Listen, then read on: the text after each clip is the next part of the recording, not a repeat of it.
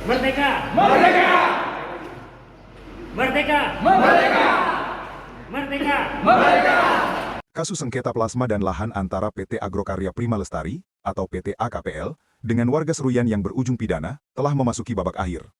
Total 23 warga yang diduga melakukan pemanenan hasil perkebunan secara tidak sah diputuskan menjalani hukuman pidana 7 bulan oleh Pengadilan Negeri Sampik pada Rabu 9 Oktober tahun 2025, setelah sebelumnya dituntut dengan ancaman hukuman pidana penjara 1 tahun 6 bulan oleh Jaksa Penuntut Umum Kejaksaan Negeri Seruyan karena diduga bersalah melakukan tindak pidana perkebunan sebagaimana diatur dan diancam pidana dalam Pasal 107 huruf D, Undang-Undang Nomor 39 Tahun 2014 tentang Perkebunan, Jo Pasal 55 Ayat 1 ke 1 KUH Pidana.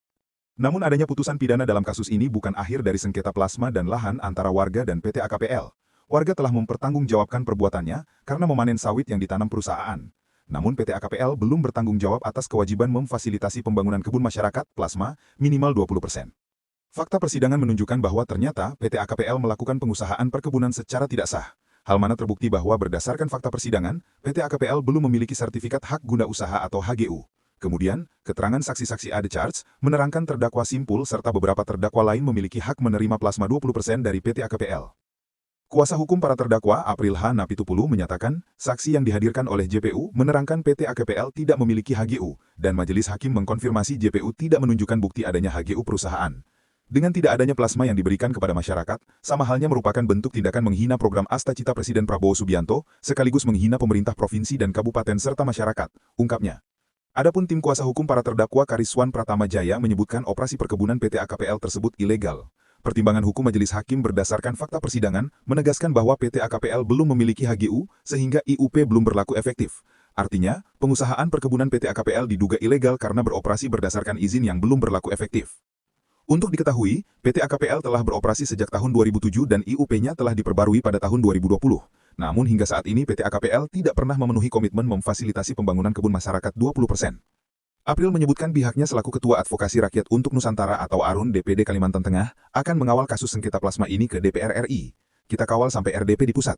Kita sudah berkoordinasi dengan DPP ARUN Pusat, tutupnya.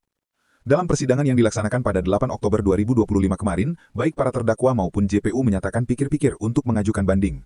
Sebelumnya total 27 orang ditangkap oleh Polda Kalteng bersama Polres Ruyan dalam operasi Pekat Telabang pada 7 Mei 2025 akibat diduga melakukan penjarahan kebun sawit PT AKPL. Aparat turut mengamankan barang bukti berupa 8 unit kendaraan pick-up berisi TBS sawit dan 1 unit kendaraan pick-up kosong. 8 buah egrek, 8 buah tojok dan 1 buah cangkul telah diamankan. Berikut amar putusan Pengadilan Negeri Sampit. Amar putusan menyatakan para terdakwa telah terbukti secara sah dan meyakinkan bersalah melakukan tindak pidana secara bersama-sama dan secara tidak sah memanen atau memungut hasil perkebunan, sebagaimana yang didakwakan dalam dakwaan alternatif kedua penuntut umum. Menjatuhkan pidana penjara terhadap para terdakwa tersebut, oleh karena itu, dengan pidana penjara masing-masing selama 7 bulan.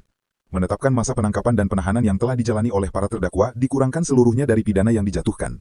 Memerintahkan agar para terdakwa tetap berada dalam tahanan.